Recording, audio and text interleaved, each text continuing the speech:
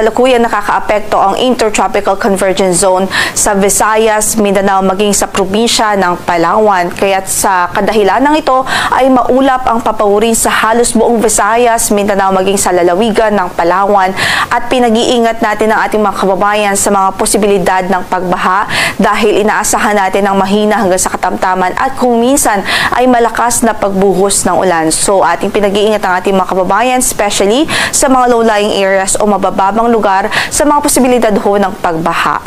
Samantala dito naman sa extreme northern Luzon ay muli sumilip ang amihan at nagdudulot nga po ito ngayon ng isolated o pulupulong mahihinang mga pagulan sa Batanes at Babuyan Islands. Habang sa Metro Manila at natitirang bahaging bansa, mga localized thunderstorms naman ang pwedeng magdulot ng mga panandaliang pagbuhos ng ulan. But apart from that, generally improved weather naman ang mararanasan sa halos natitirang bahagi pa ng Luzon.